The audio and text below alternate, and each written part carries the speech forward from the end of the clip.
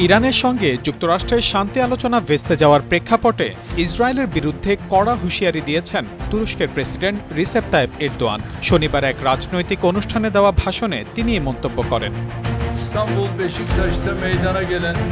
সংবাদ মাধ্যম দ্য টেলিগ্রাফের বরাতে রিসেপ তাইপ এরদোয়ান বলেছেন, যুক্তরাষ্ট্র ও ইরানের মধ্যে আলোচনা ব্যর্থ হতে থাকলে তুরস্ক ইসরায়েলকে তার জায়গা দেখিয়ে দেবে। তিনি বলেন, ৪০ দিনের সংঘাতের পর যুদ্ধবিরতির মধ্যেও শত শত লেবানিজ মানুষকে নির্বিচারে হত্যা করেছে দখলদার ইসরায়েল। বেনিয়ামিন নেতানিয়াহু রক্ত ও ঘৃণায় অন্ধ হয়ে গেছেন বলেও অভিযোগ করেন তিনি আরও বলেন, যুক্তরাষ্ট্র ও ইরানের মধ্যকার যুদ্ধে পাকিস্তান মধ্যস্থতা না করলে আমরা ইসরায়েলকে তার জায়গা দেখিয়ে দিতাম।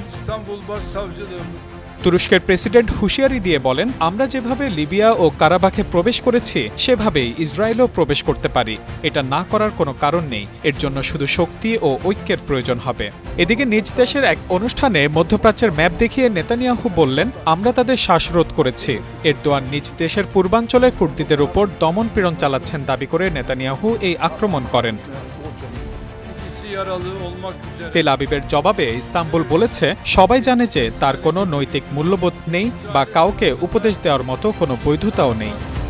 দেশটির যোগাযোগ প্রধান বুরহানেত্তিন দুরান তার ব্যক্তিগত অফিসিয়াল ফেসবুক পেজে বলেন, নেতানিয়াহু গাজায় গণহত্যা চালিয়েছেন এবং ইতোমধ্যে অঞ্চলে ৭টি দেশে হামলা করেছেন। তিনি আরও বলেন, ক্ষমতায় টিকে থাকতে নেতানিয়াহু এমন নীতি অনুসরণ করছেন যা পুরো অঞ্চলকে অস্থিতিশীলতা ও সংঘাতের দিকে ঠেলে দিচ্ছে। মানবতা বিরোধী অপরাধের জন্য তাকে একদিন অবশ্যই জবাবদিহি করতে হবে। একই সঙ্গে দুরান ন্যায়ভিত্তিক, শান্তিপূর্ণ ও নিরাপদ বিশ্ব গঠনে নিপীড়কদের বিরুদ্ধে আঙ্কারা দৃঢ় অবস্থানের কথা পুনর্ব্যক্ত করেন।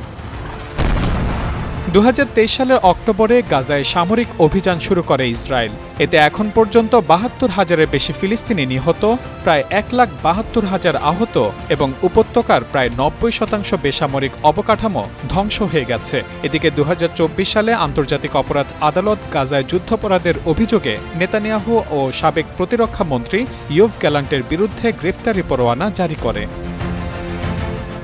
Mahmudul Hasan, Times today.